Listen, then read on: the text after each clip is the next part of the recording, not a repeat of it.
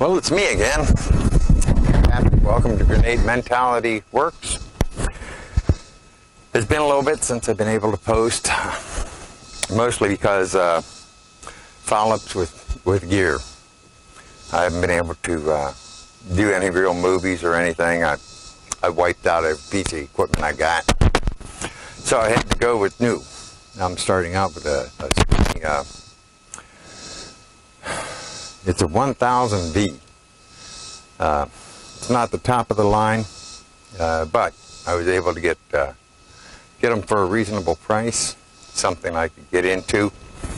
And then, of course, you might notice a difference in the recording. I now have a lapel mic, and I have a couple boom mics to go along with it, and another channel for whenever I can do some interviews.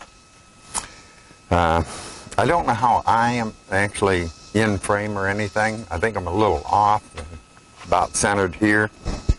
You can see my head, hopefully. Otherwise, yeah, just read my shirt. Okay, I wanted to let you know what all I've gotten done here on the 314. I had a bunch of body panels that were all beat to pieces. I've hammered and beat on them and got them in fairly decent shape. I got a front bumper. It's kind of like a centerpiece to the frame, straightened out, and it'll go on. I'm going to keep it. It's beat up, and I got a better one over there that I wouldn't have to hammer so much on. But I want to try and keep this one with it, just for the spirit of showing how many times I had to hit things with a hammer to get it right. I've reworked the front axle bearing there and got it all tight so it no longer wiggles side to side on the steering, but it does pivot rather well. Just the slightest friction whenever it's going on a hill or something where it wants to raise a tire, it will do that. The rear end is done, the transmission's done, everything's flushed out. I still have to get a filter for it, and so I'll order that probably off the Big E on, or Big A on the internet. I had some issues with wiring in the column here. Well, not the column, but the tower. I'm not sure exactly what you call this little section from the frame to the steering wheel, but I'm just going to call it the column. A lot of corrosion. There was so much corrosion, things got so hot that they melted, and it caused even more shorts, and it wasn't real pretty. So I had to do something to get rid of the corrosion, and what I did was I got a little phosphoric acid and a little sulfuric acid. Sulfuric acid is in the form of muriatic acid, which is kind of like a weak battery solution, or it's a stronger battery solution. One way or the other, it's about the same as what's in your battery. I know you can't use it to refresh your battery. You might smoke the thing. I've also gotten a coat of paint on things. The frame has been painted. I will have to, when I pull the rear wheels, to exchange them with some bar tires. I'm going to have the wheels painted, and I'll finish up the touch-up on the drums and axles whenever I have the wheels off. Otherwise, everything's complete from the tower down. I'm now at the point where I want to start working on the engine, but the engine is buried in stuff in the building, and it's on the counter. It's just kind of buried in all the pieces of parts that I've been collecting. So I guess we'll get with things. I'm going to take you on a real quick tour of this unit and what I've done in order to get it completed this far. Okay, so let's go ahead and start that little tour.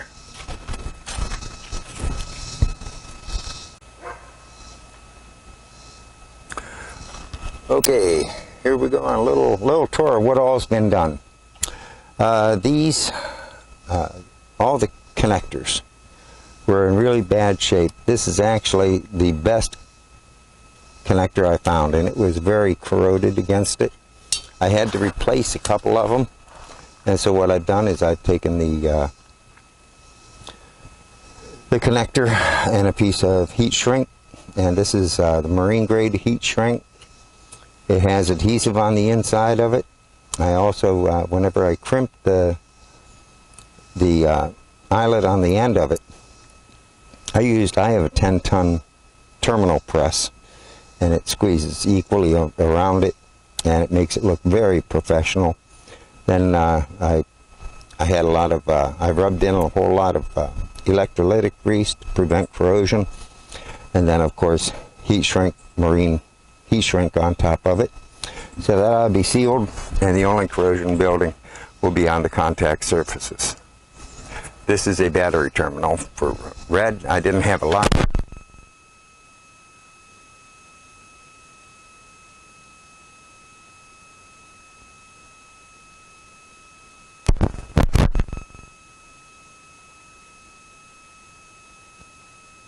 One street with a black ridge on it. It works. It works very well when you do it that way. Another ground that I'm going to be going from the over to the tower, and out there. Drive shaft is really very tight, very, very tight. I'm not going to worry about it or even touch it for this rebuild. I'm just going to try and get it so it's centered up and where it likes to hang. And take all the flex I can out of it whenever it's mounted. I'm keeping the solenoid for the starter, but I had to replace the 25 amp fuse. It's time delay, and it's an automatic fuse, so it's going to reset itself. But you can probably see here with the insulation on this wire was actually melted. It got so hot it melted the entire case apart. I have that somewhere. I was going to show everybody, but well, misplaced it. Maybe I threw it away just to get rid of the junk. Everything is taken care of with the shifter. Everything works well. The controls are nice and free now. I can pull and push everything, and it works very well. I have a blank here. Blank. Pop that out. Just a cap. See how those caps go in, snap in, hold themselves in place. I'm putting an ammeter in here. There was an option for an ammeter, but apparently this never had one. I'll go ahead and stick one in. I have my choice of a John Deere, which has a plastic lens on it that's already somewhat, shall we say, milky or whited out because of the decay of the plastic. Or I have an International Harvester with a glass front, which I think is a whole lot better. Less problems later, and you can always see whether you're charging or discharging. I mask over the ID tag. This is a rivet style, and it says, oh, okay, I don't know if you can read it, but it is a let me see, C31 4H, all right, I guess, or 44. that put it made just before the 317s. Now, I had a lot of trouble getting the right side axle, get the drum off of it, because apparently that is a 317 axle they used. Whether it's been, I don't think it's ever been taken apart and replaced the axle, just because it has all the original seals and nothing was ever split apart.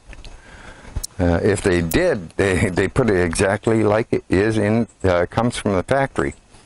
But I think they heated the drum and then beat it onto the axle in order to get a drum on here. I had more trouble and several months trying every kind of puller you can imagine, right down to something you use to pull a clutch out of a cat, and that's what finally worked. It was a monster, a true monster. I'll see if I can insert a little bit of clips on what was, well, I'll approach that in a little while. We'll just go through the worst items in another video. But I put a piece of tape over top of the, this is a tube that comes, kind of like, it kind of acts like a sight glass, but it's a clear plastic tube. It now has paint on it, but it goes from the vent on top to a plug on the bottom. And I'll show you how high the oil level is in the transmission. It really should be about this high. And let's see, brakes. Brakes are all completely taken care of. I have them virtually balanced out. It might take another half revolution on one of the turnbuckles, but I think they're matched up fairly perfectly. I have the lift bar for the implements in the back. That's this, and it's hooked up to the linkages underneath. I still have to jack the tractor up, and I'm going to show you how to balance the forward reverse on these, because it's real simple, but there's a little tiny bushing that you might want to replace whenever you decide that you're going to balance these things. It's always good to start out with a new one so you don't have to worry about a wear spot on the other causing a drift, forward or reverse. Okay, paint. I used Rust-Oleum, and it's etching primer type paint. It's made for old steel, converts rust, and it has several layers of paint on it.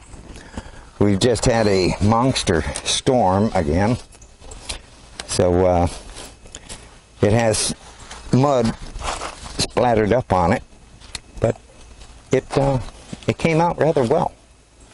I like how it did turn out. I don't see any more rust forming. There's some washout here. And I don't know if you can see the column has a little rust on the bottom edges. I'm just going to leave that. I have it, very well coated with paint. Also, let's see, when you set the gas tank on, you're going to have a spacer between these bolts and the gas tank. And this was in the trash somewhere. I picked it up. I'm just going to put this here. I'm going to put that one there. And whenever I set that plastic tank on it, these will be on top. That's right. These wires all come out, and we'll go over top of the tank, which comes out to about here. And if it snugs in on these two uprights, sits down tight on this. This is like a small cutout of the tank where you can get your spool release. I believe that's what it is, a spool release. It's just a plate that pushes down on two of the spools to allow movement of the tractor like it's in, kick it in neutral. And let's see. I'm not going to go with the dual hydraulics. I'm going to stick with the single hydraulic because it'll be working the 3-point hitch or the mowing deck. And the 3-point hitch, excuse me for whipping you around like that, but 3-point hitch is sitting off to the side. It can fit on any of the John Deere tractors I have. And of course you can see the original deck that came with it is rather rusted out. So I'm using pieces off it to complete and rebuild a deck there. That deck is virtually complete. Needs a lot of TLC, but it isn't rusted out anywhere. It does have the paint flaking off of it, and I'm not going to worry about that. At least it's not in this kind of condition. Okay, well, I think that's going to be it for right now. About the best I can tell you is tally-ho, have an adventure this summer. It's beautiful weather right now, a little hot. Maybe you want to go to a beach or a pond or something. Let's see, today is beautiful. It's overcast and it's 88 degrees, 87, 88. So I think it's perfect weather to go out and have a picnic. Take the kids or grandbabies or whatever you have, go to a park. Let them run and play and holler and scream and yell and just have fun. I think you'll enjoy it. Okay, well, it's Pappy signing off. Tally-ho all.